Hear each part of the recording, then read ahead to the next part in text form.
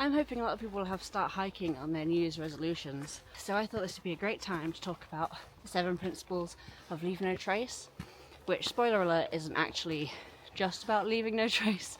It's actually a group of 7 principles that we should all be using when we get outside so we can keep nature protected and enjoy it.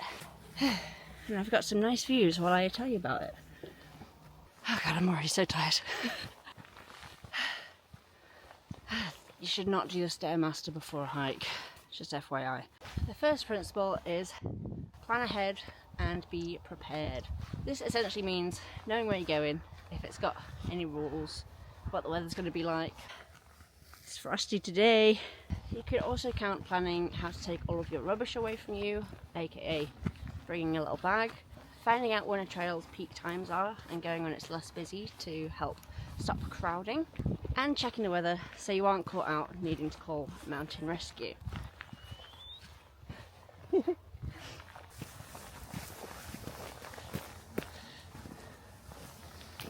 yeah. Number 2 is travel and camp on durable surfaces. So the UK, where I am, is pretty small in comparison to places like Canada or America. Erosion coming from hikers and campers is a lot more concentrated. National parks with more eroded areas, like places with a lot of limestone and other soft rocks, they usually have designated hiking trails, so you stick to areas that are strengthened to withstand heavy footfall. In general though, be careful where you step and avoid trampling moss. Moss break. It's all frozen. Had to add a hat because it's like -2 right now and my ears felt like they were going to fall off. 3 is probably the most well known, which is actually leave no trace.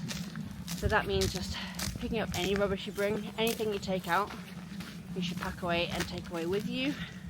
Remember to bring a little bag to collect any waste. This could be like, oh, I nearly fell over. Bring a little bag to collect all of your rubbish, including micro trash, which is actually one of the biggest polluters of the outdoors. So that's bottle caps, food wrappers, and fruit peels. You might think fruit peels like oranges and bananas are okay because they're technically biodegradable, but they can actually take like 2 years, I think, is how long it takes a banana peel to rot away, so that's plenty of time for them to disrupt animals' natural diets. Essentially, if you brought it out, take it home, and you can go one step further than leave no trace and leave it better by collecting rubbish that other people have left, if it's small enough for you to bring, because obviously you don't want to be carrying a massive rubbish bag, but bonus points if you do that. One handy little thing to do is bring a litter picker. Like if you go paddleboarding like me, I just whack it on my paddleboard and you can grab anything floating in the river, and it's a lot more safe for you to do so too. You should probably wear gloves if you're going to pick up other people's rubbish. It's really icy.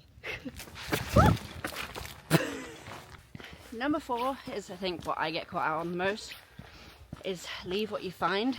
I'm guilty of this because I love a cool shell or a weird looking rock more than as much as the next person, but you got to think, like, what if everyone took every cool rock they found? We won't be able to see any cool rocks out on a hike. And probably more importantly, they're used by animals and little tiny organisms, so creatures that need them for their habitats wouldn't have them. Leave what you find can also be applied to accidentally transporting non-native species to different areas.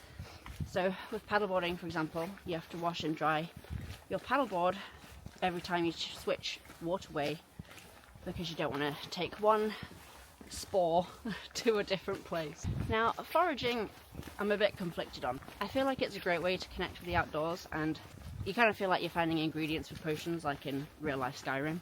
I'm no expert, but I think there can be a happy balance just by making sure you're not over harvesting stuff and you're minimizing plant damage while you do by, you know, using sharp shears and cutting at the right angle, that kind of thing. Cows! Hello. That's cool. Can't really see that well. but it's really blue. Like a tiny Lake Geneva. So number 5 is minimise your fire impact. I know having a campfire seems like a proper like traditional thing to do when you're camping, like did you camp if you didn't have a campfire kind of vibe.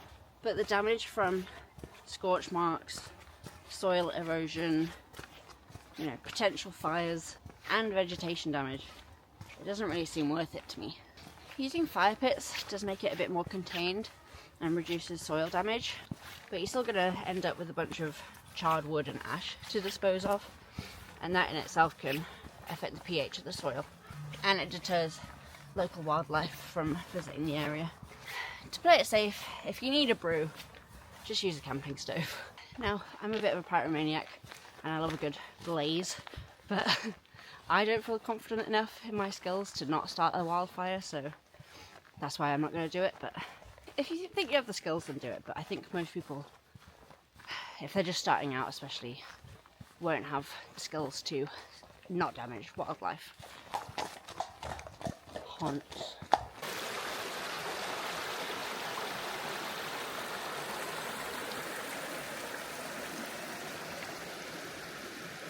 Oh no, an incline. Oh god. At least it's pretty. Number 6 is respect wildlife. That means watching animals from a distance, not feeding them, and being careful around nesting areas. This also means any farm animals you might see along the way.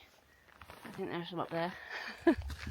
Now, most farmlands I've walked through usually have signs like, you can walk through here, but put a lead on your dog. This might be a bit controversial, but I think dogs should be on leads in most outdoor spaces.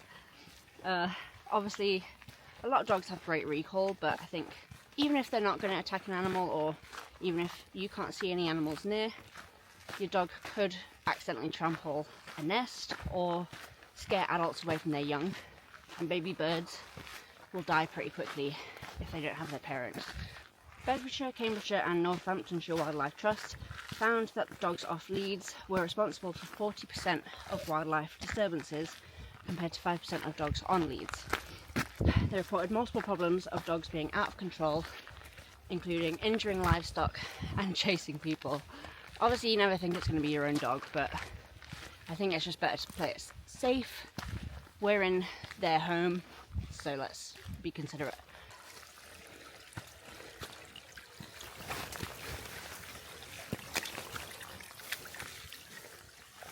I just dropped something there.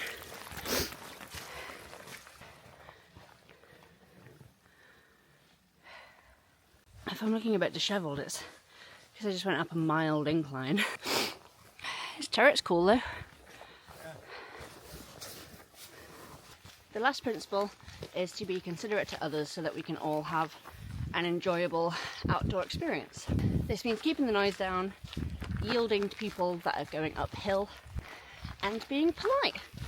As someone who works from home and barely goes anywhere, having nice little interactions with strangers on a hike genuinely brings me a bit of a sense of community, and it restores my faith in humanity a bit, so just be a part of that and be nice to people.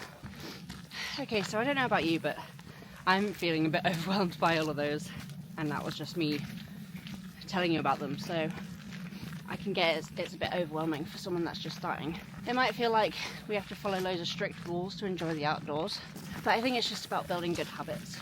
Ooh, a horse! Shadowfax in real life.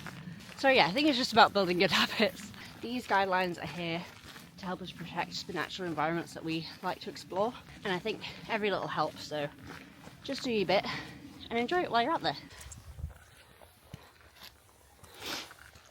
Wow. So thanks for coming on my little ramble. It's a bit of a different video for me, but just been getting back into my hiking stuff, and I thought other people would be too. You know, new year, new me and all that. I hope this video helps someone, and I'll see you in the next one. I love mossy trees.